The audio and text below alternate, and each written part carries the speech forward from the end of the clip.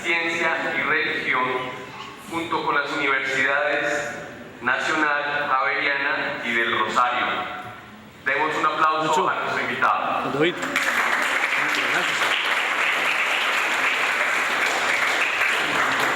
Gracias ya, pero ¿para qué? Bueno, muchas gracias a todos ustedes por estar aquí. Gracias a la Universidad de Ibagué por esta invitación tan amable de compartir esta tarde con ustedes. Quiero comenzar esta charla con dos historias, dos ejemplos de cómo la Iglesia fracasó en sus esfuerzos de interactuar entre la fe y la ciencia. Uno será un fracaso de una iglesia evangélica y otro será un fracaso de una iglesia católica. Una de las experiencias famosas y es famosa y otra es más personal. Entonces voy a comenzar con el caso más famoso, que es el caso de Galileo Galilei. Y esto es efectivamente una controversia entre el geocentrismo y el heliocentrismo. Geocentrismo quiere decir que es la idea de que las esferas celestiales orbitan alrededor de la Tierra, que siendo griego para tierra, y heliocentrismo es la palabra griego para helios, sol. Entonces, es la idea de que las esferas celestiales orbitan alrededor del Sol. Bueno, durante los primeros 1500 años de la historia cristiana, el universo se entendía desde la perspectiva geocéntrica, según la cual se creía que el globo de la Tierra era el centro inmovible del universo y que alrededor de ello orbitaban los planetas y el Sol. No obstante, en el siglo XVI, Nicolás Copérnico sostuvo que los planetas se movían alrededor del Sol. Su libro sobre las revoluciones de las esferas celestes fue publicado en 1543, el año en que murió, de pronto porque no era tan valiente y sabía que era un poquito controvertido. Entonces, él evitó el debate que surgió como resultado de su libro. Bueno, la perspectiva de Copérnico no fue inmediatamente abrazada.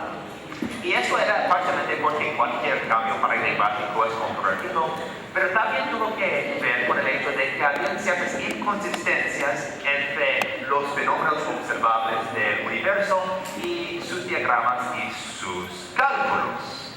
Uno de los errores con la perspectiva de Copérnico era que él entendía o él afirmaba que los planetas movían en órbitas circulares alrededor del Sol. Y esto no cuadra con los fenómenos observables. Pero este modelo heliocéntrico de Copérnico luego fue realizado por Johannes Kepler, quien descubrió que las órbitas planetarias son elípticas en vez de ser circulares.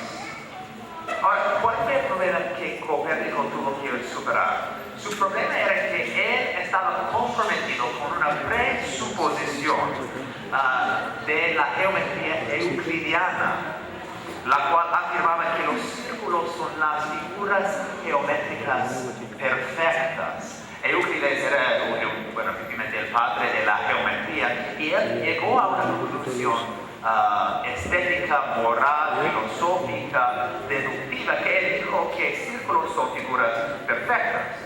Entonces, Copérnico dedujo, con base en sus presuposiciones de la geometría euclidiana, que las órbitas de los planetas tienen que ser circulares, porque Dios, siendo perfecto, obviamente organizaría las órbitas de los planetas de manera circular.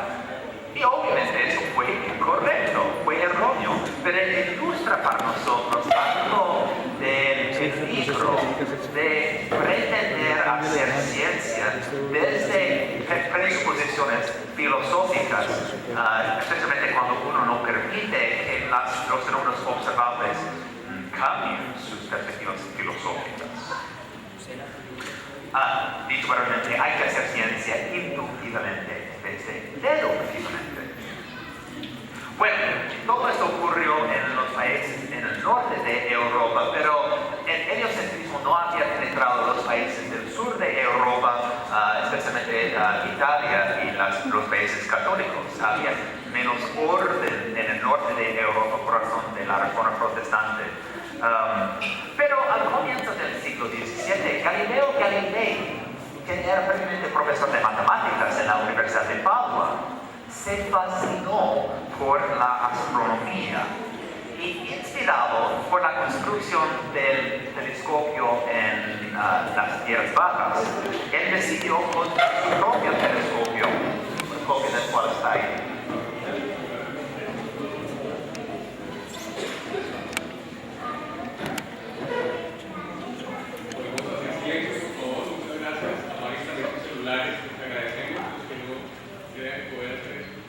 Gracias. Entonces, inspirado por los estudios que se hicieron en tierras bajas, él decidió construir su propio telescopio y comenzó a observar el cielo nocturno. Y lo que Galileo observó en sus estudios era, primero, que había lunas, él pensaba 4 lunas orbitando a Júpiter, que es un poquito chistoso porque sabemos que hay como 20 algo lunas orbitando a Júpiter. Pero él notó 4, y eso era problemático porque el geocentrismo sostenía que los cuerpos celestes tienen que orbitar alrededor y exclusivamente alrededor de la Tierra. Es más, él observó que hay manchas en el Sol. Y esto es importante porque cuando uno nota que hay manchas en el Sol, uno puede ver que el Sol gira. Y entonces él notó que otros cuerpos celestes giran en ejes. Y él concluyó, efectivamente concluyó que el heliocentrismo era cierto, que los planetas orbitan alrededor del Sol y que la Tierra también gira en un eje. Ahora, los descubrimientos de Galileo generaron controversias, en particular por razones religiosas, porque las escrituras cristianas claramente afirman que los cuerpos celestiales orbitan alrededor de la Tierra. Pensamos, por ejemplo, en Josué, que dice: ese día en que el Señor entregó a los amorreos en manos de los israelitas, Josué le dijo al Señor, en presencia de todo el pueblo: Sol, detente en Gabón, luna, párate sobre Ayalón. Y el sol se detuvo.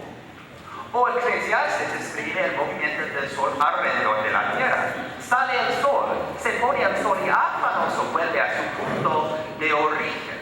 Entonces la iglesia miró eso y dijo: bueno, si la Biblia está diciendo que el sol gira o orbita alrededor de la tierra, esto tiene que ser verdad. Galileo tiene que estar equivocado.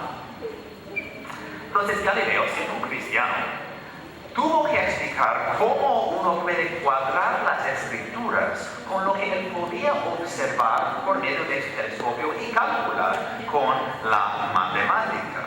Y entonces él argumentó que las escrituras no pretenden enseñar sobre asuntos que uno puede entender y percibir por medio de simplemente observar el mundo natural. Él argumentaba que las escrituras se enfocan en temas de doctrina y moralidad que van más allá de lo que se puede observar. Él citó a un cardenal de su día, quien dijo: la intención del Espíritu Santo es enseñar cómo se va al cielo y no cómo van los cielos. Bueno, lastimosamente los argumentos de Galileo no convencieron a las autoridades. En 1633, el Papa Urbano VIII convocó a Galileo a un juicio ante la Inquisición romana. Galileo fue condenado por sospecha de herejía. Y es importante que uno sepa que sospecha de herejía, porque no se había concluido oficialmente que heliocentrismo era herejía. Entonces el problema es más bien que se sospecha que es herejía, entonces eres condenado. Y puesto que él habría sido quemado en la hoguera por rechazar el mandamiento de abandonar su heliocentrismo, Galileo repudió su ciencia y quedó bajo arresto domiciliario por el resto de su vida. En 1992, el Papa Juan Pablo II ofreció una disculpa oficial por la condenación de Galileo y confirmó que los teólogos de 1633 se equivocaron. 360 años luego. efectivamente es un ejemplo de un fracaso de la iglesia en su interacción con la ciencia. Ahora, ese es un relato más histórico, más famoso. El otro relato es más personal, más cercano a mi vida. Mi padre era un biólogo marinero en la universidad y él no era cristiano. Le fascinaba la ciencia, la vida del mar, las paredes de su apartamento estaban cubiertas de pósteres de Jacques Cousteau. Él aún pasó un rato como un guía turístico en las islas de Galápagos, explicando a los turistas sobre los fenómenos de los pájaros frigílidos en estas islas y cómo contribuyeron al desarrollo de la idea de Charles Darwin sobre diversificación y selección natural. El tema entonces le fascinaba. Sucede que algunos meses después de salir de los Galápagos, mi padre tuvo una conversión religiosa, se volvió un cristiano protestante. Y esto lo hizo por razones espirituales, por las cuales yo estoy agradecido. Pero algo más pasó como parte de este proceso de conversión, por el cual yo no estoy muy agradecido. Él entendía, bajo la influencia del fundamentalismo, que era la forma del cristianismo dominante en mi parte de los Estados Unidos, que él, por ser cristiano, tiene que abandonar la evolución, cosa que él efectivamente hizo. Y siento que uno no puede ser un biólogo, es difícil ser biólogo y rechazar la teoría de la evolución. Él abandonó su carrera, sus estudios de biología. Terminó su pregrado, sí, después estudió negocios, fue exitoso, pero nunca llegó a sentir esa pasión para negocios que sentía para la biología. Y se jubiló. Y ya. Yo creo que mi padre es otro ejemplo del fracaso de la iglesia frente al diálogo entre religión y ciencia. Y yo, siendo hijo de un biólogo que había renunciado a la evolución, fui criado a rechazar la ciencia. No necesariamente formas de ciencia como ingeniería, por ejemplo, o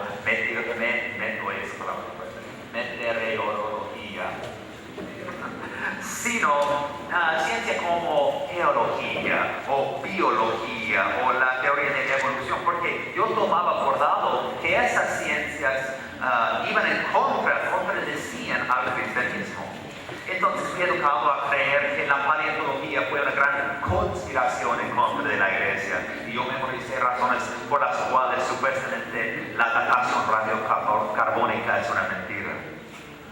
Estudié la ciencia en el colegio también, pero eso era efectivamente para sacar una buena nota y no en aras de transformar mi comprensión del mundo natural. Yo había entendido que uno tiene que escoger entre religión y ciencia, y en mi caso yo escogí religión.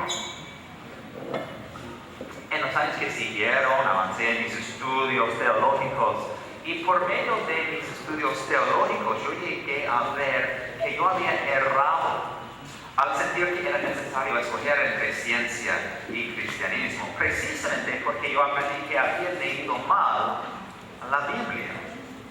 No fue la ciencia que me convenció que yo puedo aceptar la ciencia, sino fue la buena teología que me convenció que mi rechazo de ciencia era mala teología.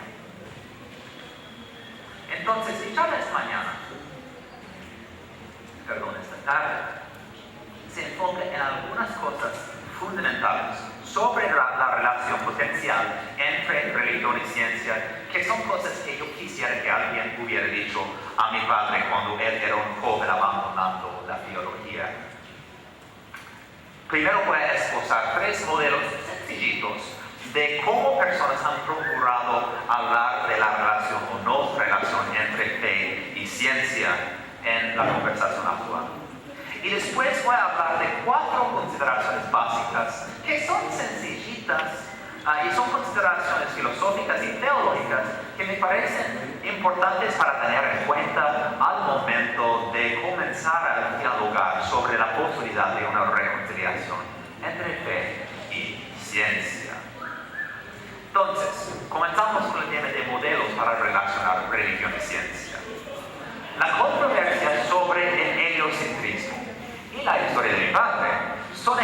de cómo los cristianos históricamente han generado una dicotomía falsa entre la teología y la ciencia, de modo que efectivamente dañaron la reputación de la religión.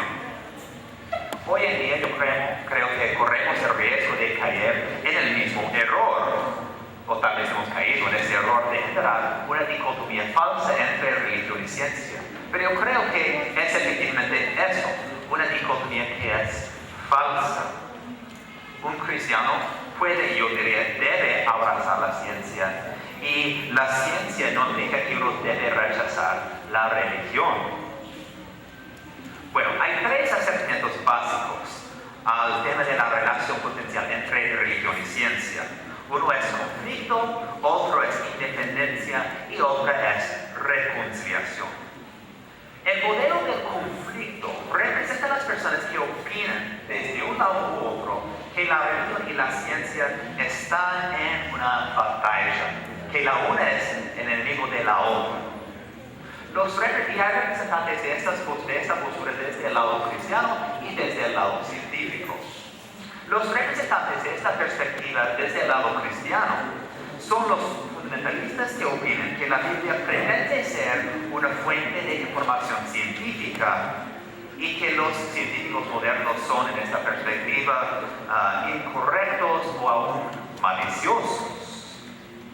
Ahora, mi argumento, y este es un argumento dirigido a personas que son religiosas, es que esta perspectiva no es teológicamente aceptable para un cristiano. ¿Por qué?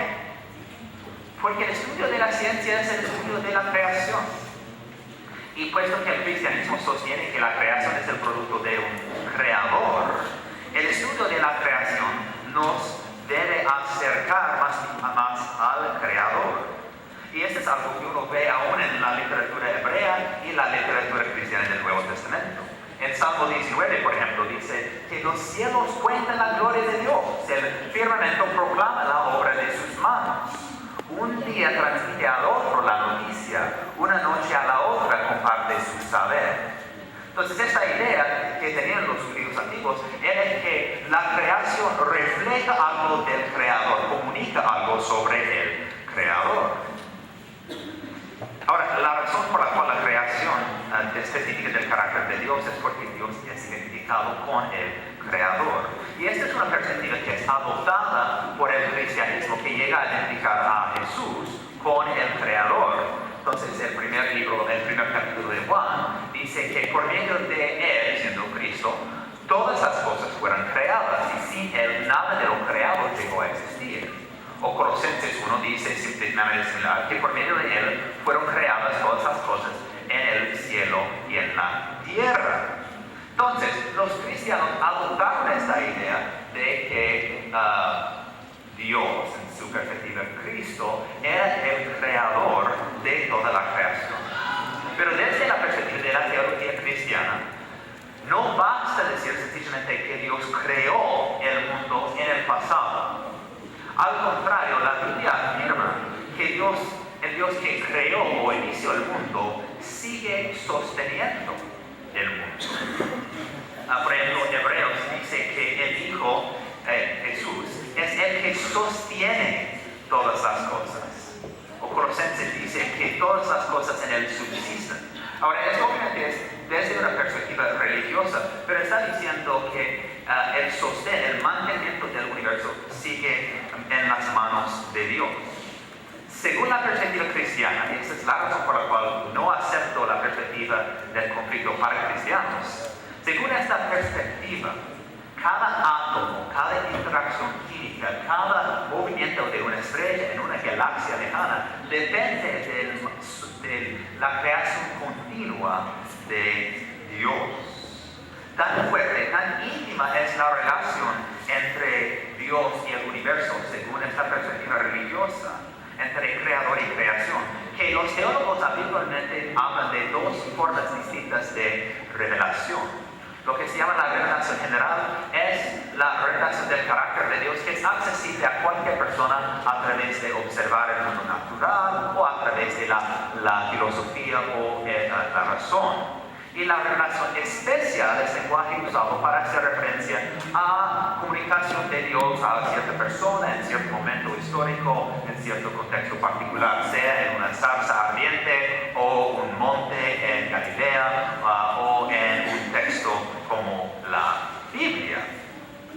Ahora, la razón por la cual esto es importante, identificar esas dos formas de revelación, es porque según la perspectiva cristiana, estas dos revelaciones provienen del mismo Dios. Entonces, a menos que uno va a imaginar que ese Dios es esquizofrénico, no se va a contradecir a sí mismo en sus diferentes maneras de comunicar. Ahora, si es bien posible que uno va a interpretar mal lo que uno puede observar en el mundo natural a través de la ciencia, es posible que uno va a hacer filosofía mal y es posible que uno va a hacer interpretación de textos sagrados mal. Pero la idea es que si uno está interpretando bien estas dos fuentes de revelación, ellas no se van a contradecir. Entonces, hasta ahora he hablado de razones por las cuales no es aceptable desde una perspectiva cristiana religiosa de adoptar el modelo del conflicto.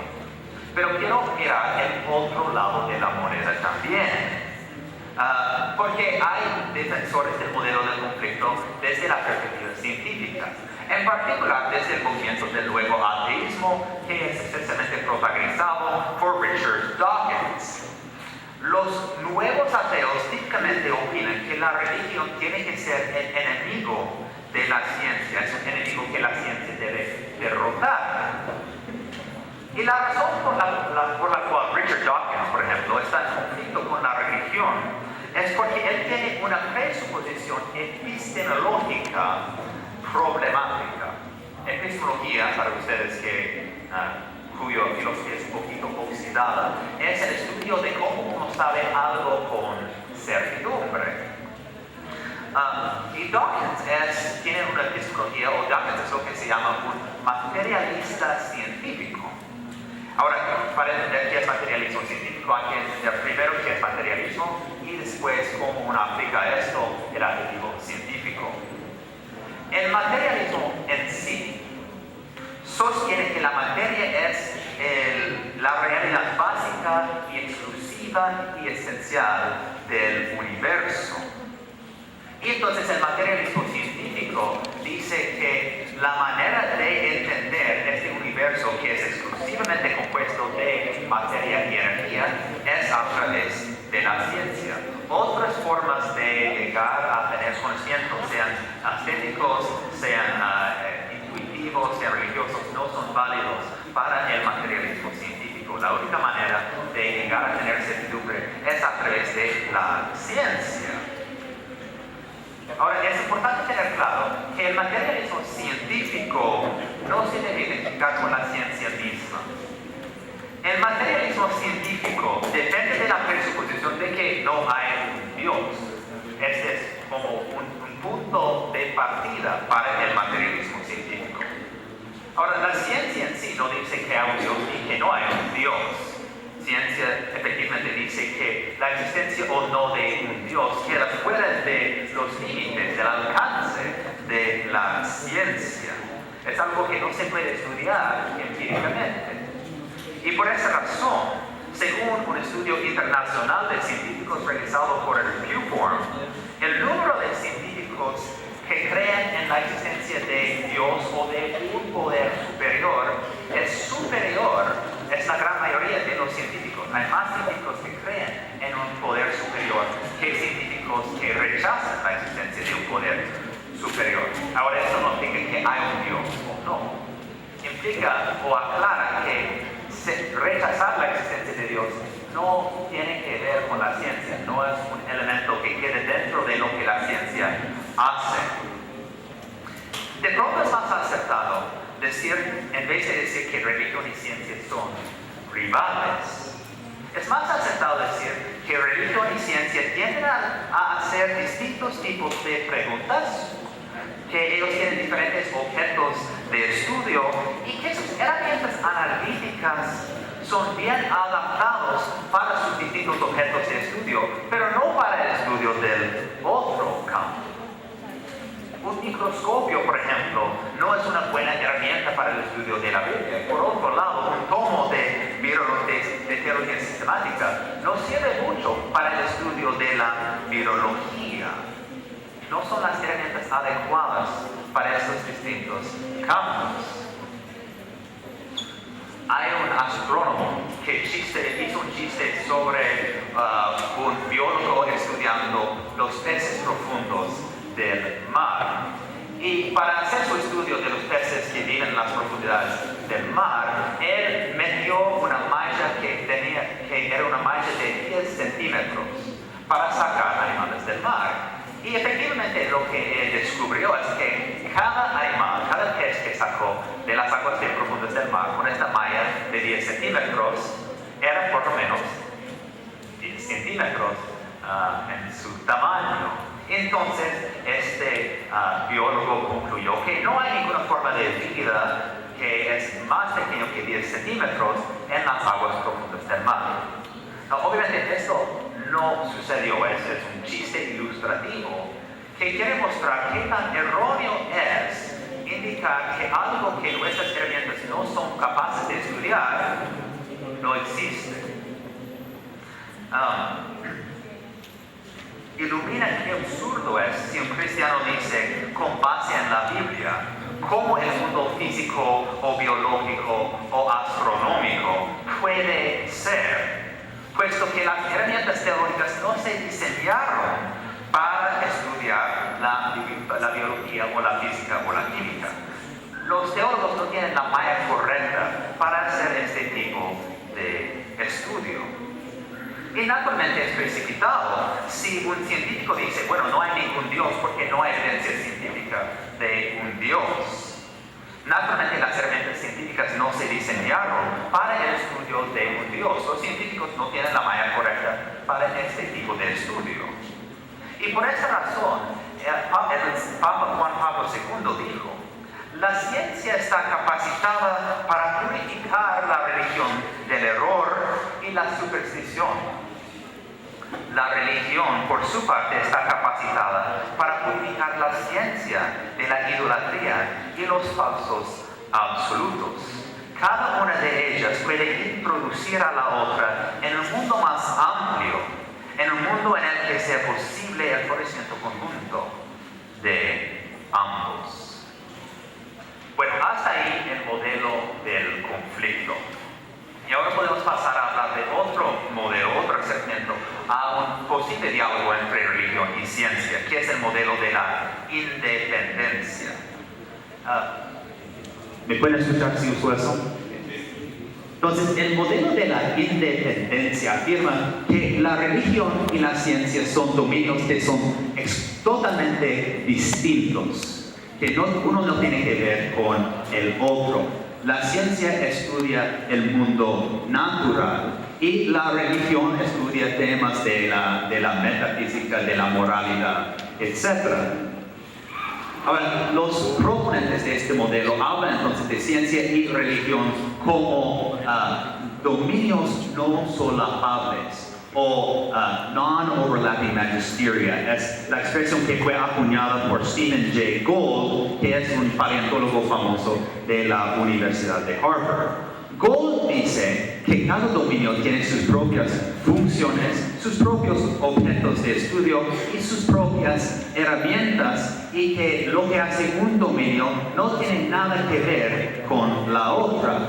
Y por tal razón, la ciencia no tiene el derecho de criticar las conclusiones de la ciencia, y la ciencia no tiene el derecho de criticar lo que dice la religión. Entonces, la religión, por ejemplo, no puede criticar lo que la ciencia dice sobre el tamaño del universo. La religión no tiene ninguna capacidad de comentar sobre el tema. Y por el otro lado, la ciencia no puede comentar si Dios existe o no.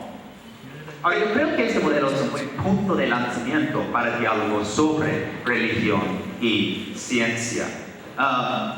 Porque enseña a los teólogos y a los científicos que tenemos que respetar los límites del otro dominio y reconocer nuestros propios límites disciplinarios. Obviamente la gran mayoría de la ciencia no tiene nada que ver con la religión. La teología no es afectada por información científica sobre mitosis o el tamaño de una estrella enano o la velocidad del sonido. Y por otro lado, la ciencia no es afectada por nada por razón de una batalla entre David y Goliat o las presuposiciones mesiánicas de judíos del primer siglo, ni por el significado lexicográfico de palabras como shalom. Estos simplemente son temas de diferentes dominios y uno no tiene nada que ver con el otro. Sin embargo, yo creo que sí hay ciertos puntos donde no es adecuado decir que la ciencia y la religión no se sobreponen. Uno no puede decir que son meramente non-overlapping magisterium, que es la raíz de ese acrónimo NOMA ahí al final, non-overlapping magisterium al final. Por ejemplo, un caso en el cual uno diría que la ciencia y la religión sí tienen algo que ver uno con el otro es el hecho de que la ciencia indica que los seres humanos se formaron en poblaciones de entre 7 y 10 mil personas, en vez de ser formado en una sola pareja formada del barro. Este obviamente es un tema que implica que hay un punto de contacto entre ciencia y religión. Uno tiene razón y otro no, ¿cierto? O para tomar otro ejemplo, la ciencia indica que el universo tiene más o menos 13.8 mil millones de años. Y por el otro lado, la Biblia indica que el mundo tiene más o menos 6.000 años. Entonces uno no puede decir que estas dos perspectivas son igualmente legítimas, ¿cierto? La ciencia indica que nuestra existencia consciente es mediada por nuestro cerebro, solo existe en nuestro cerebro. Y la perspectiva cristiana afirma que seres tienen almas que tienen la capacidad de existir independientemente de un cuerpo y así independientemente de un cerebro. Y por esta razón no me parece totalmente adecuado decir que tenemos dos dominios distintos, que deben ser independientes, porque uno sí tiene que ver con el otro. Entonces, si desde la perspectiva cristiana es inaceptable decir que tenemos un modelo de conflicto, y si desde la perspectiva filosófica es precipitado decir que la ciencia excluye o retiene un conflicto entre religión y ciencia, y si por otro lado es un poquito reduccionista decir que estos dos temas son independientes, me parece que la única manera de seguir avanzando es por medio de buscar algún tipo de reconciliación entre estas dos disciplinas. Ahora, una reconciliación así requeriría que los científicos siguen evaluando bien sus teorías, cosa que la disciplina por su naturaleza hace. Y también requiere que los teólogos se autocritican, especialmente al ver que si hay una incompatibilidad con la ciencia, cosa que nosotros habitualmente no hacemos con tanta diligencia. Pero yo creo que cuando cooperamos juntos, a veces lo que puede emergir es una nueva síntesis, una reconciliación posible. Y eso es precisamente lo que ocurrió con el estudio de la cosmología. El estudio de la cosmología es el estudio del origen del universo. Hace como 90 años, la teoría cosmológica dominante era la teoría del estado estacionario. La teoría del estado estacionario afirmaba que el universo siempre existía con más o menos el mismo tamaño que tiene actualmente. Y naturalmente esta idea era muy problemático para la teología cristiana, que afirmaba que brevemente Dios existía antes de la existencia del universo y que Dios creó el universo de la nada. Existía una incompatibilidad entre la teología cristiana y la teoría cosmológica del estado estacionario. Pero ¿qué pasó entonces? Bueno, primero el astrónomo Edwin Hubble descubrió que el universo se está expandiendo. Y con base en este descubrimiento, el físico Georges Lemaitre propuso que se puede trazar este proceso de expansión del universo en revés. Y él concluyó que al comienzo del tiempo todo el universo era un solo punto, altamente caliente, infinitamente denso, llamado la singularidad.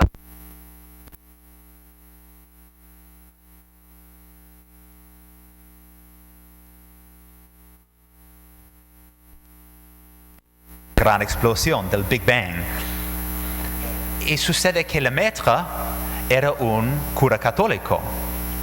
Un cura y un físico tan brillante que aún Albert Einstein reconoció que fue él que dio, y yo cito, la explicación más bella del universo. Obviamente la Iglesia Católica llegó rápidamente a abrazar los hallazgos de Georges Lemaitre porque concuerdan bien con los hallazgos o con la doctrina de la creación de la nada.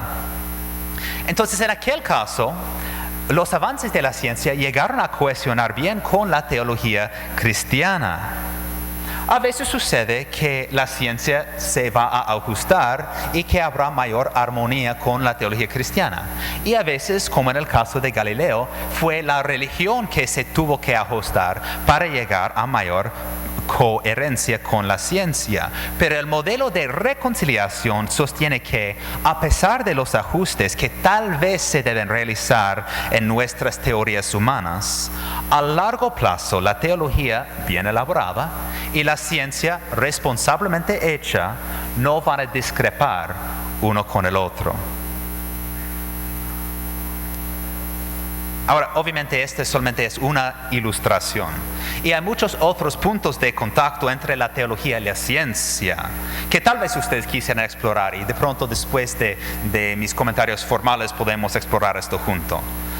Yo creo que sí hay mucho que explorar en la interacción entre religión y ciencia, pero yo quiero argumentar que para personas religiosas, un acercamiento que no es aceptable es el acercamiento del conflicto. Y para personas que son científicos, es filosóficamente precipitado imaginar que uno tiene que comenzar desde conflicto. Yo creo que el modelo de la independencia es más cuidadoso, pero últimamente no reconoce que sí hay ciertos momentos donde religión y teología, religión y ciencia vienen en contacto. Y entonces requieren una interacción más sostenida. Entonces, efectivamente creo que hay necesidad de un diálogo más profundo entre religión y ciencia. Pero aquí llegamos a un problema que es efectivamente emocional. Y yo creo que la emoción en buena medida está al lado de los cristianos. Porque a veces los cristianos, a imaginar la posibilidad de entrar en una conversación, una exploración científica sobre un fenómeno, temen que una explicación científica de un fenómeno va a excluir a una explicación teológica. El temor es que si uno puede explicar un fenómeno científicamente, en cierta forma Dios quedará excluido de ese proceso. Entonces, en el tiempo que me queda esta tarde, yo quiero compartir 4 ideas, 4 fundamentos básicos para una conversación entre religión y ciencia. Son relativamente sencillas, 2 son filosóficas y 2 son ideas teológicas, pero en mi experiencia, si uno pretende tener un diálogo más detallado sobre religión y teología y no primero pone o aclara estos conceptos, uno tiene que volver a aclararlos luego. Entonces, comenzamos con la primera idea relevante de la filosofía para un diálogo de la relación potencial entre ciencia y religión. Y esta es la diferencia entre la causalidad primaria y secundaria. Esta es una idea que fue acuñada por Tomás de Aquino y efectivamente se puede ilustrar de la siguiente manera. Si yo en algún momento corto una tabla de madera con un serrucho, ¿qué o quién está cortando la madera? De pronto sería inadecuado decir exclusivamente que el serrucho está cortando la madera o exclusivamente que yo estoy cortando la madera. Más bien, yo estoy cortando madera con un serrucho. Aquí no dice que uno puede denominar la herramienta que alguien usa para algo como la causa secundaria y que la persona que toma la decisión y brinda la energía para hacer algo es la causa primaria. Entonces, causas secundarias son los mecanismos utilizados para algo y causas primarias son las personas o las voluntades o las entidades que generan o que mueven las herramientas. Asimismo, las operaciones del mundo natural, desde una perspectiva religiosa, se pueden describir como causas secundarias. Las leyes naturales pueden ser causas secundarias a través de las cuales Dios, que se puede denominar la causa primaria, opera en el mundo. Según esta lógica, Dios opera en el mundo siempre y cuando y en todos los lugares, porque Dios es la causa primaria detrás de la operación de todas las leyes naturales. Ahora, obviamente, este es un tema de la metafísica o de la filosofía. La ciencia se enfoca en estudiar el mundo natural, pero en sí la ciencia no es capaz metodológicamente de comentar si o no un Dios o un poder superior estableció o mueve o sostiene las leyes naturales. Puede que sí, puede que no, pero no es lo que la ciencia explora. Ahora, con esta distinción básica entre causalidad primaria y secundaria, la causa primaria siendo la persona que usa una herramienta, la causa secundaria siendo la herramienta o la ley natural o el mecanismo relevante, pensamos en el caso de la neurociencia. Algunos de ustedes van a saber que por medio de técnicas como la imagen de resonancia magnética, que uno puede identificar en el cerebro qué parte del cerebro está activo cuando uno está realizando una actividad, sea charlando o chequeando Facebook o escribiendo WhatsApp o conduciendo o orando o escuchando la voz de Dios. Todas estas actividades se pueden identificar en el cerebro por medio de una imagen de resonancia magnética. Y algunas personas religiosas escuchan esta información y se sienten incómodas porque temen que si uno puede identificar científicamente dónde en el cerebro esto está pasando, de alguna forma su experiencia espiritual o religiosa ha dejado de ser real. Pero imagino que ustedes pueden identificar el hueco filosófico en esta ansiedad. El temor no es necesario. Poder describir lo que está pasando en mi cerebro, si yo estoy orando o Dios me está hablando o lo que sea, no implica que Dios esté ausente en esas actividades. Si yo salgo de aquí y alguien me golpea con un carro, uno va a poder identificar en mi cerebro cuál parte de mi cerebro está activo al experimentar este choque con un carro. Pero el hecho de que uno está identificando algo en mi cerebro no implica que no hay un carro que me atropelló. Simplemente es donde mi cuerpo media procesa la experiencia externa de chocarme con un carro. De la misma manera, un cristiano puede decir que los neuronas de la persona son efectivamente como las causas secundarias de una interacción con Dios, que es la causa primaria de la experiencia religiosa. Sí se puede medir en las neuronas, se puede notar con una imagen de resonancia magnética, pero esto solamente tendría sentido si algo de veras estuviera pasando. Si alguien me hubiera dicho que ellos tuvieron una experiencia religiosa que no se podría medir con una imagen de resonancia magnética, yo diría que esto no es una experiencia real, precisamente porque la persona no está experimentando nada si no hay actividad en el cerebro. Es necesaria, si una experiencia religiosa es real, que se puede medir en las neuronas. Esto no afirma ni niega si o no hay una entidad exterior que está detrás de esta experiencia religiosa. Uno meramente tiene que decir que neuronas son las causas secundarias o interacciones de neuronas son causas secundarias de una interacción con un Dios que puede ser la causa primaria.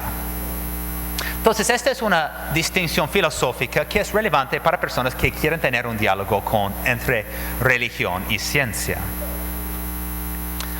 Aquí hay otra distinción relevante. Ligada a la idea de causas primarias y secundarias es la distinción básica entre una causa y un propósito. Hay una diferencia entre las causas por las cuales algo sucede y la razón por la cual algo sucede. Ahora, imaginamos que en mi cocina en Medellín hay una tetera llena de agua que está hirviendo. Consideremos la pregunta de por qué el agua en la tetera está hirviendo. Al nivel de la causa física, uno puede decir que el agua está hirviendo porque las moléculas se están acelerando por medio de la energía que se agrega por medio del fuego en el fogón. Y eso, desde la perspectiva causal, es una descripción acertada de por qué el agua está hirviendo. Pero también uno puede decir que el agua en la tetera está hirviendo porque mi esposa quiere té. Y estas dos explicaciones son válidas. El agua está hirviendo porque hay energía que está acelerando el movimiento de moléculas y porque mi esposa quiere té. Una es una explicación en términos de causa inmanente y otra es una explicación en términos de propósito.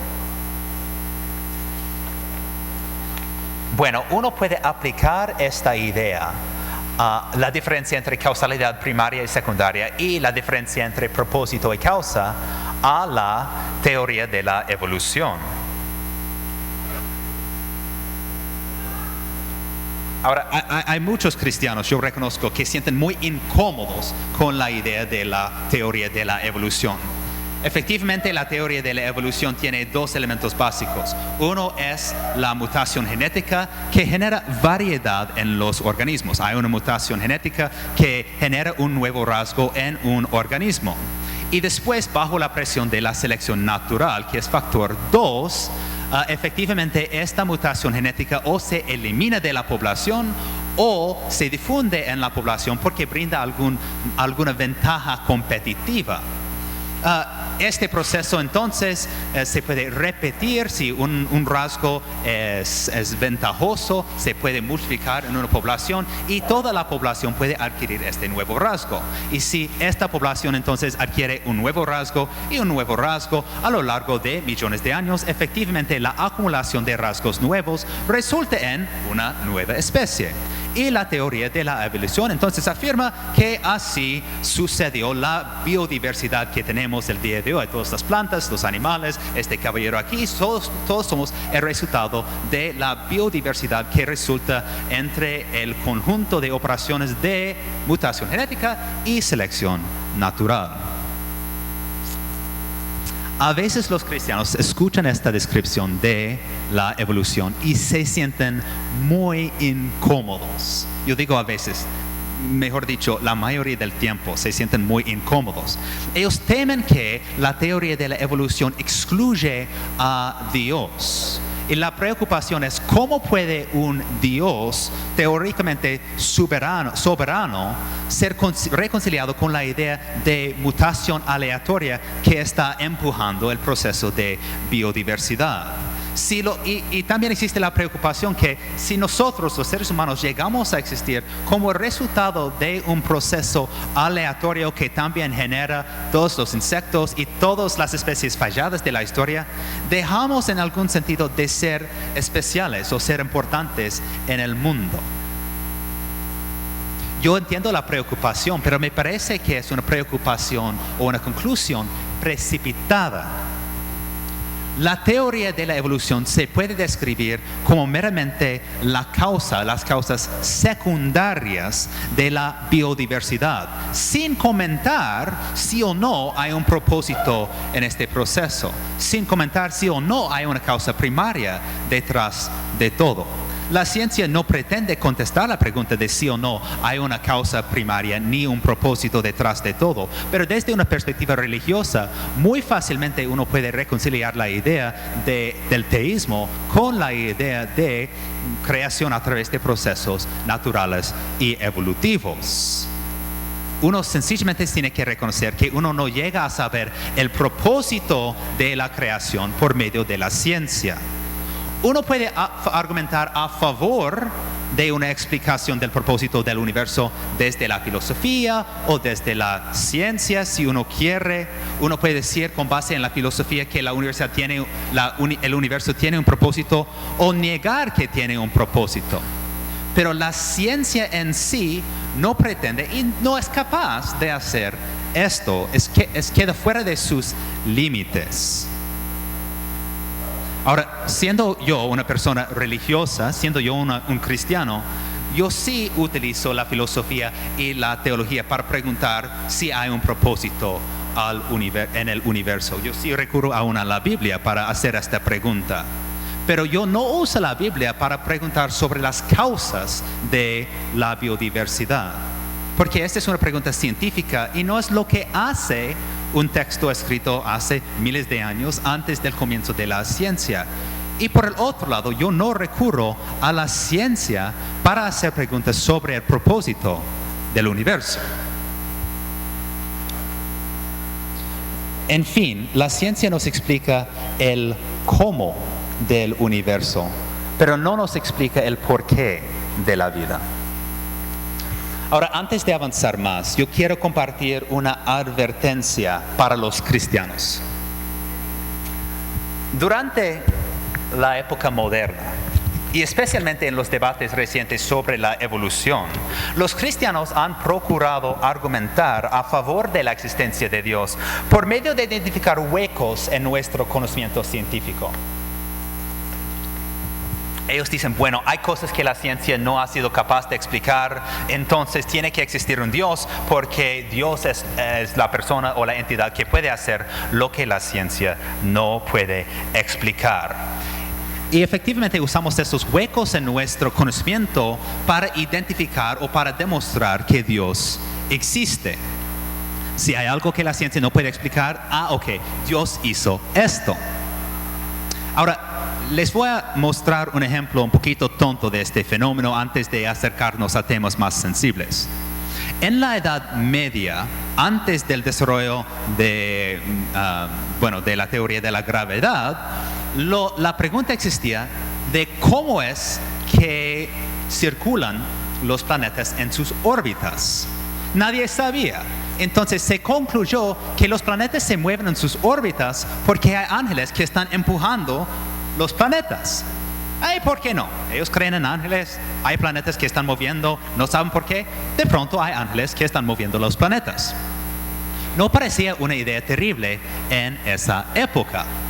Pero después surgió este tipo, Sir Isaac Newton, y él descubrió la teoría de la gravedad y él entonces explicó cómo por medio de la teoría de la gravedad uno puede explicar las órbitas de los planetas alrededor del Sol. Y efectivamente los ángeles quedaron desempleados por razón de Sir Isaac Newton. Ahora, este de pronto es un ejemplo que nosotros podemos decir, pues mala idea entonces decir o asignar el movimiento de los planetas a los ángeles. Pero efectivamente, cristianos siguen haciendo lo mismo, aunque con otras preguntas científicas. Ellos van a decir, tal vez Dios no hace A, B y C, sino esto se atribuye a leyes naturales, pero Dios sí hace X, Y y Z porque nosotros no sabemos cómo funciona X, Y y Z.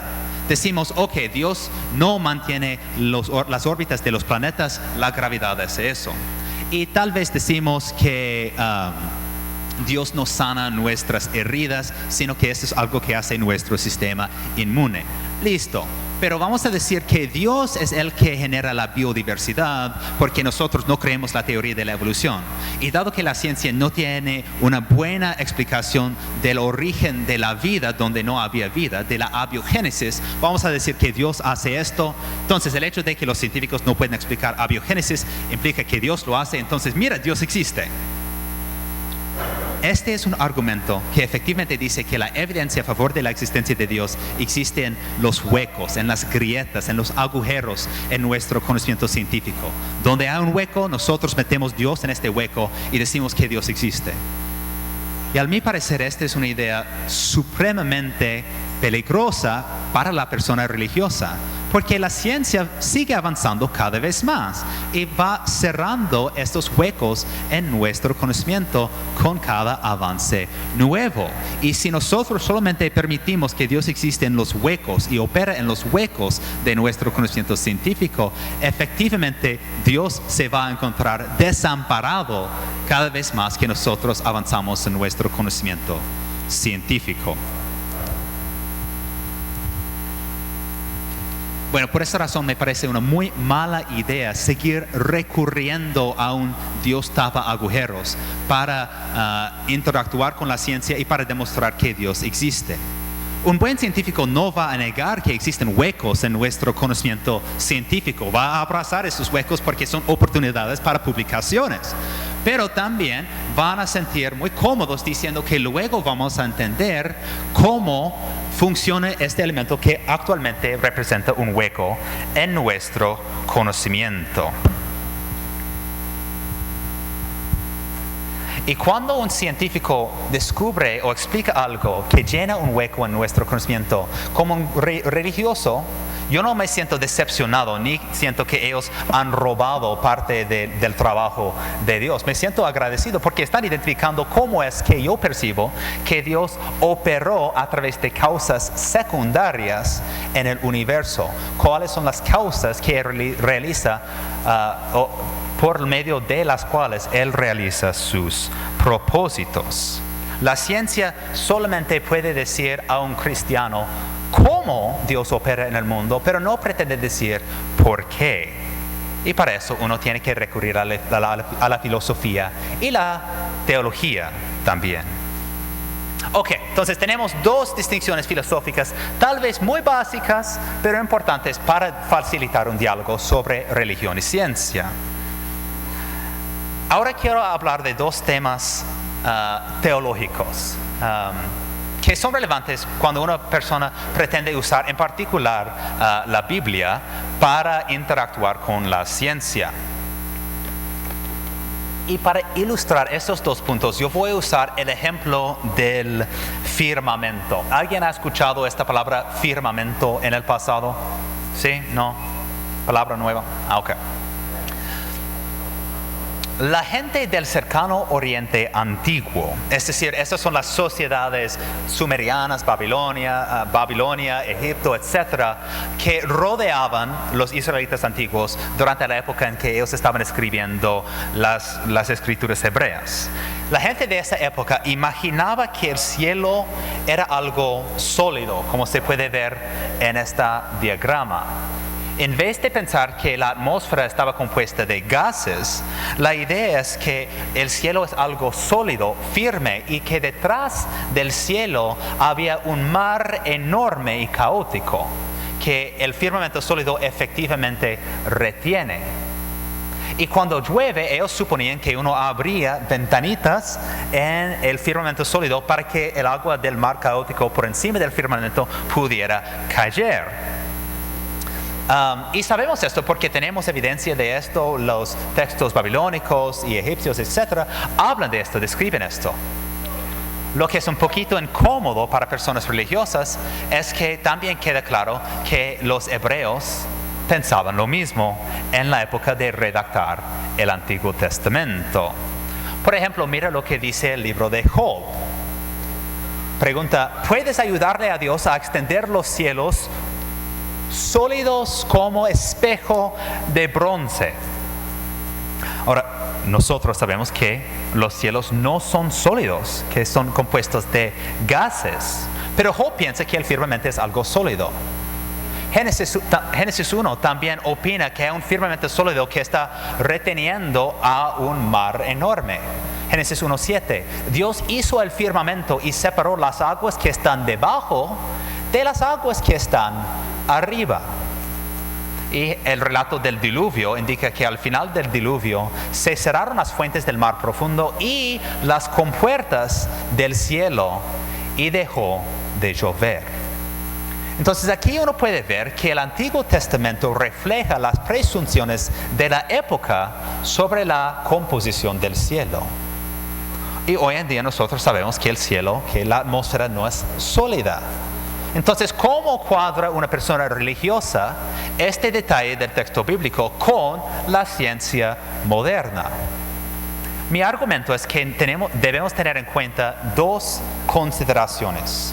Primero, los géneros literarios de los libros del Antiguo Testamento o de los libros bíblicos. Y segunda, una doctrina que se llama la doctrina de la acomodación. Entonces, pensamos primero en el tema del género literario. Imaginamos que en algún momento yo entro en la casa de mi amigo Elkin que organizó esta charlita. Y Elkin está casado con una mujer muy querida, su nombre es Nora, y imaginamos que en algún momento yo estoy mirando sus estantes y sus bibliotecas, y yo noto allá una caja de cartas de romance y poemas de amor que él ha escrito para Nora.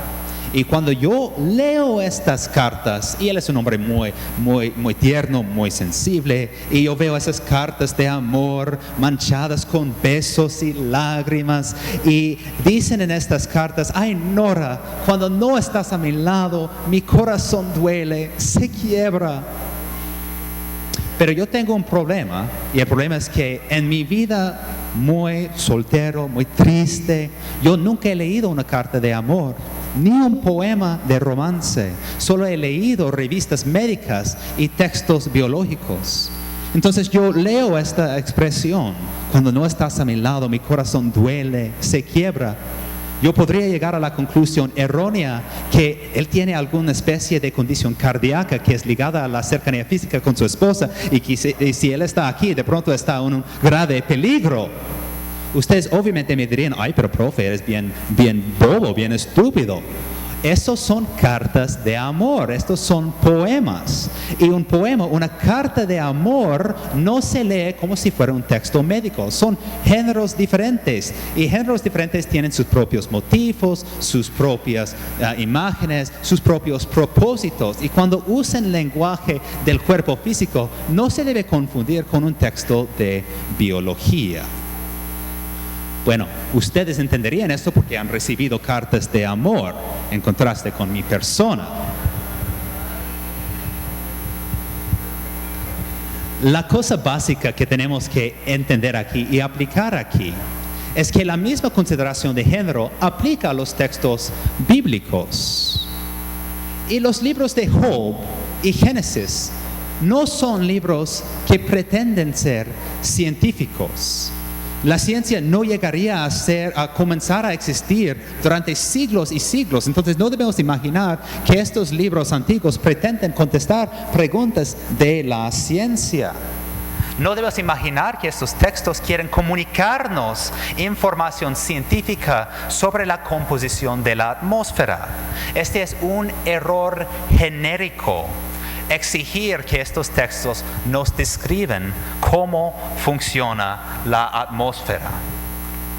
Ahora, hay mucho más que uno puede decir sobre el género literario de los libros del Antiguo Testamento, pero la corrección básica que quiero hacer es que es un error categórico de buscar información científica de estos textos de la Biblia.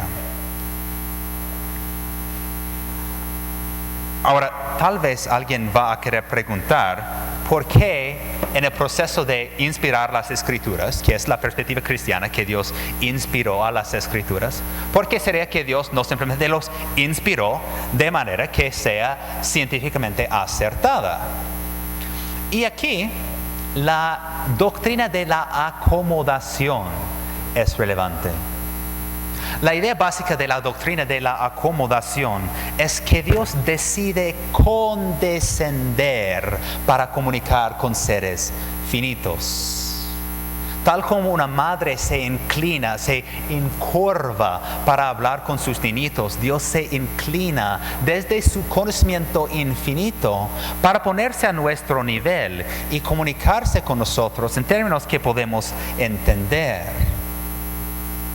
La teología cristiana sostiene que los textos bíblicos fueron redactados por seres humanos bajo la inspiración de Dios. Pero la idea es que Dios cooperó con el autor humano y no quitó el control del autor humano, como si el autor estuviera escribiendo en alguna especie de éxtasis, como el oráculo en Delfi. Esta no es la manera en que la teología cristiana entiende la inspiración de las Escrituras. Más bien dice que Dios trabaja en conjunto con el autor. Y si este es el caso, no nos debe sorprender que el autor bíblico describió el mundo creado en términos que concuerdan con sus presuposiciones. Según este acercamiento, no es problemático que los autores bíblicos creían que sus descripciones naturales describían el universo científicamente, aun cuando se equivocaron. No es inapropiado que Dios se comunique a través de afirmaciones científicamente erróneas, porque Dios se acomodaba al conocimiento del autor humano. Ahora, naturalmente, si el propósito del autor fuera comunicar sobre la composición de la atmósfera o la edad del universo o lo que sea, Dios habría sido capaz de comunicar esta información a la persona. Pero esto no es lo que los textos como Job y Génesis pretenden hacer. El propósito de textos como Job y Génesis, por ejemplo, es describir la soberanía de Dios en la creación y la operación cotidiana del mundo.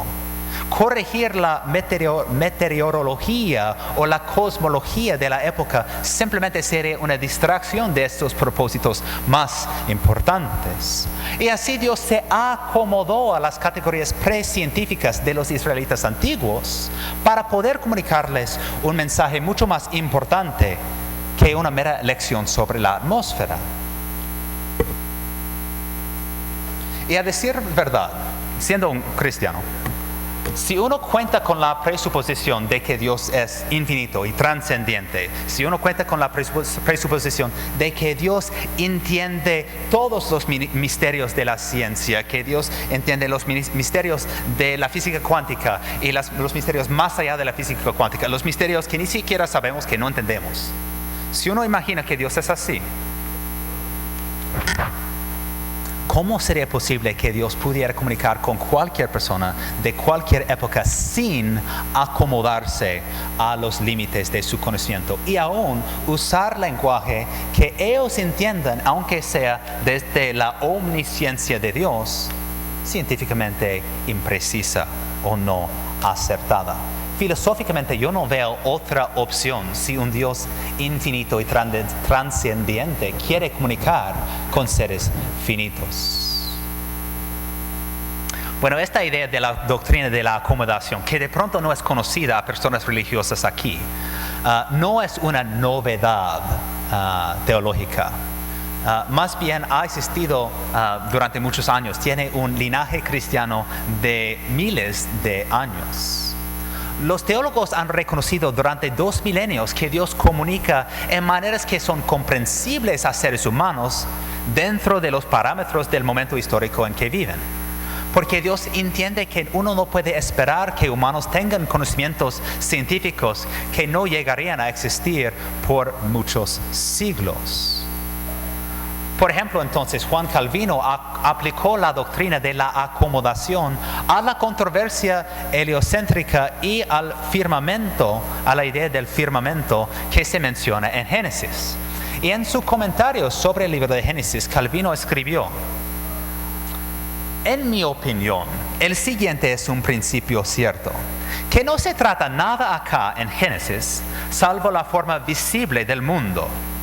Cualquier persona que desea aprender la astronomía y las otras artes esotéricas, que es una manera de hacer referencia a la ciencia, debe buscar en otro lugar y no en Génesis. Las aguas que se mencionan aquí concuerdan con lo que pueden entender las personas sencillas y no educadas.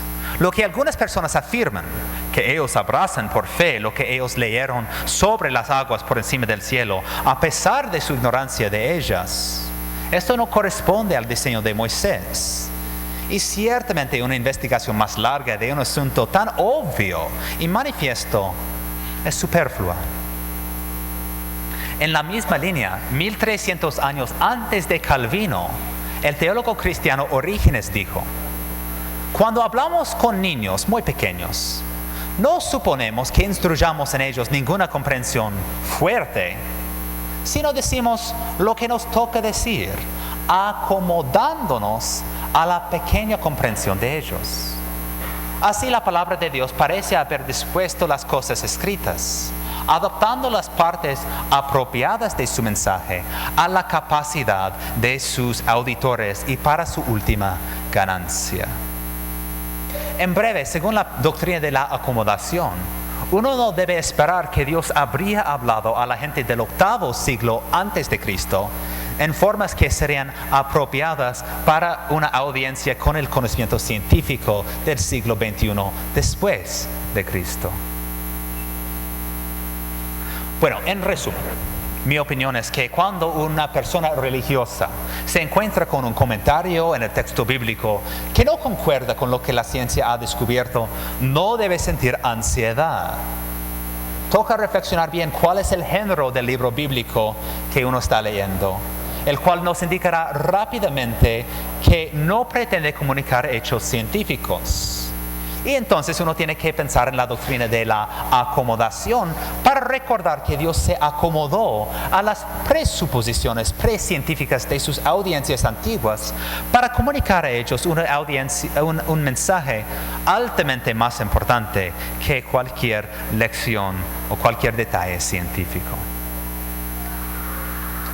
Ahora, para concluir, gloria a Dios, ¿cuál es la idea esencial que yo quiero comunicar esta tarde? Mi mensaje esencial es que desde la perspectiva cristiana, la teología y la ciencia natural no son rivales, porque el cristianismo enseña que el Dios que se revela en las Escrituras es el mismo Dios que se revela en la creación. La ciencia y la teología y la ciencia natural y la teología estudian distintas formas de revelación. La teología estudia revelación especial y la ciencia estudia revelación general. Pero las dos formas de revelación son verdaderas, de modo que no debemos descartar una forma a favor de la otra. Entonces, a los cristianos yo tengo una sugerencia y a las personas no cristianas yo tengo una pedida. A los cristianos yo digo que toca rechazar el modelo del conflicto. Si comunicamos a nuestros niños o a nuestros colegas que ellos tienen que escoger entre verdades de fe o verdades de ciencia, algunas personas van a escoger la ciencia, lógicamente. Y sería muy triste que una persona se aleje de Dios por razón de mala teología. Y a las personas que no se identifican con ninguna religión en particular, pero se identifican más como científicos, les quiero pedir algo de ayuda. Yo creo que una sociedad sufre cuando está marcada por la división indebida. Y además cuando la educación se estorba por una razón u otra. Y hoy en día Colombia sufre de muchas divisiones. Pero la ciencia no debe ser una de las razones de esas divisiones. Por algunas de las razones que expliqué hoy, algunos de sus colegas cristianos y religiosos y sus co-ciudadanos que son religiosos dudan de la ciencia y opinan que la ciencia es hostil a su fe. Y lastimosamente, algunas de sus experiencias con científicos corroboran esa ansiedad. Porque algunas personas que entienden bien las verdades de la ciencia se comportan de manera hostil o arrogante o prepotente hacia las personas religiosas, descartándolos como ignorantes. Y al fin y al cabo, las personas no van a cambiar de opinión ni apreciar la belleza de la ciencia si se tratan así. Entonces, si usted es una persona científica y no religiosa, le voy a pedir el favor de abandonar un acercamiento del conflicto y ayudar a personas que carecen de tu conocimiento científico a ver el beneficio de ese dominio tan sublime. Y con eso agradezco inmensamente su paciencia.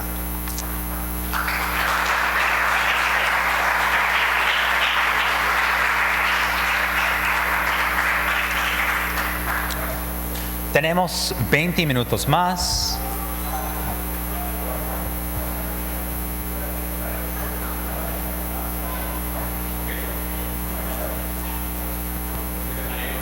Ajá, sí, hay que... Entonces, ¿hay un tiempo Ya. para un diálogo? Este está bien.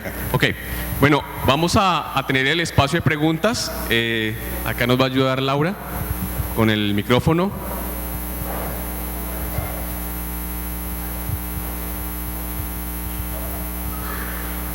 Hola. Ante todo, muchísimas gracias. Magnífica conferencia. He estado esperándola muchos años y la había anunciada 20 minutos antes de que empezara. Mi historia personal me deja acercarme mucho y relacionarme mucho con lo que usted está hablando, dado que yo vengo de una tradición de familia humanista racionalista. Fui bastante, digamos, señalado por ese humanismo racionalista de mi familia al comentarles que me había convertido a creyente, y ahora lo llamo sintiente, ¿sí? Que son de pronto dos categorías interesantes. Efectivamente, en este momento en el país, en Colombia, la polarización es inmensa, pero especialmente es aprovechada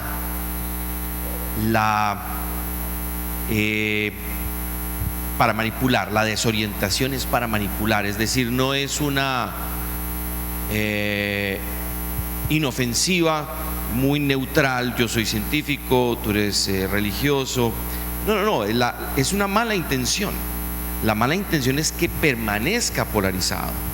La mala intención es que necesitamos dividir.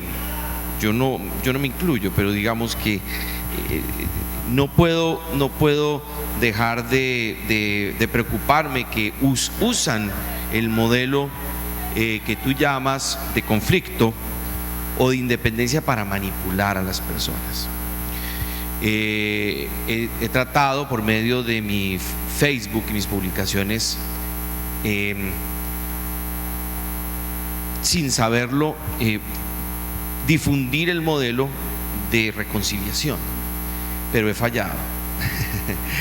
Obviamente no he tenido estos elementos, pero entonces los que estamos en esta sin saberlo y ahora seguramente con más conocimiento, por tus aportes, por tu conocimiento, ¿qué nos recomiendas?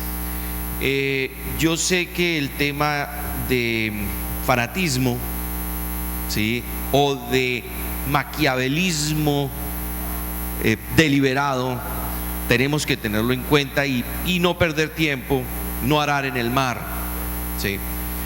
Pero cuando vemos la oportunidad, ¿qué nos recomiendas? ¿Cómo te ha ido a ti difundiendo y qué tips, qué claves tienes para compartirlos para difundir el modelo de reconciliación? Pues gracias por compartir eso y muy buena la pregunta. Imagino que parte de esa respuesta va a sonar muy sencillo y lo es. Y es la importancia de hacer amigos. Para mí, yo aun cuando yo comencé a cambiar de opinión en cuanto a la ciencia, me sentía muy ansioso con científicos. Hasta pasar tiempo en Oxford, donde en mi college yo tenía un montón de amigos que eran científicos. Y en Europa y en los Estados Unidos no existe esta presuposición que uno ve en muchas universidades públicas aquí en Colombia, que religión es antiintelectual.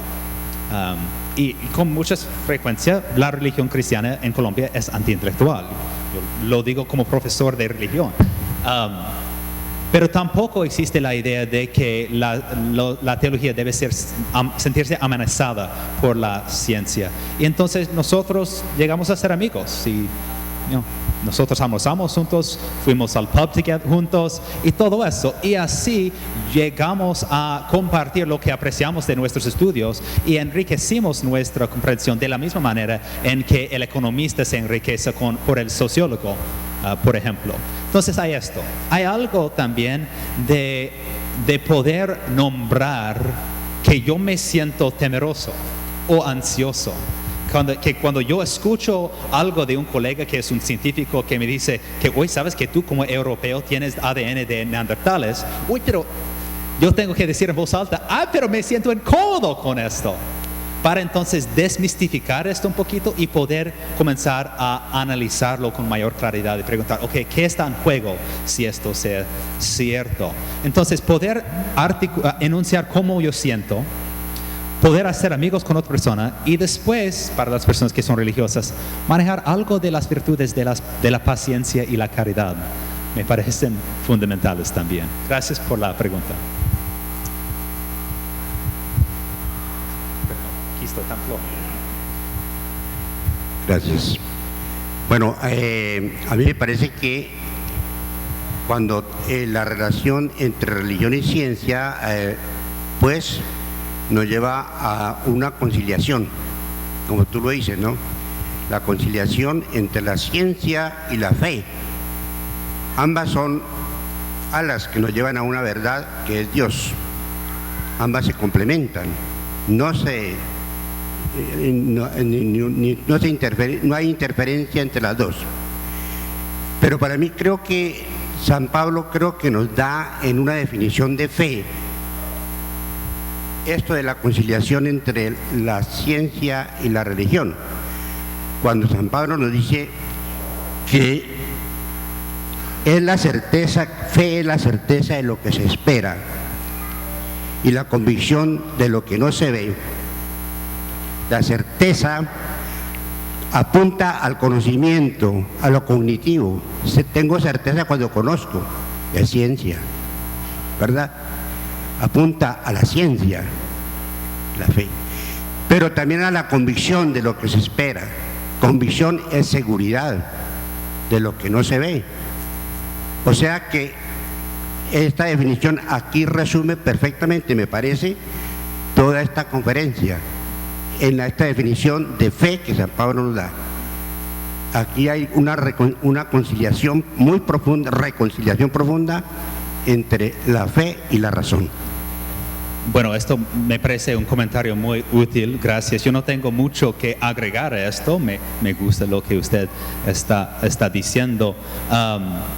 Y supongo que la única cosa que yo agregaría como mi amén sería que Pablo también es una de las personas que evidencia la capacidad de decir, uy, pero yo me equivoqué, ¿cierto? Él tenía una teología muy fuerte con sus convicciones como fariseo, etcétera, y en algún momento se dio cuenta de que él había equivocado de gran manera y él cambió.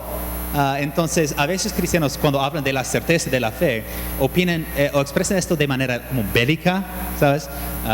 Que no, pues yo voy a defender la fe en contra de la ciencia, y no siguen el ejemplo de Pablo de tener certeza y también la capacidad de ver, uy, que me equivoqué. Y he estado hablando con Elkin recientemente sobre qué tan difícil esto es en nuestro contexto actual, que personas tienen particularmente personas religiosas, tienen dificultades diciendo, ay, pues me equivoqué en esto, pero no necesariamente implica que me equivoqué en todo. Y este tipo de humildad me parece altamente importante.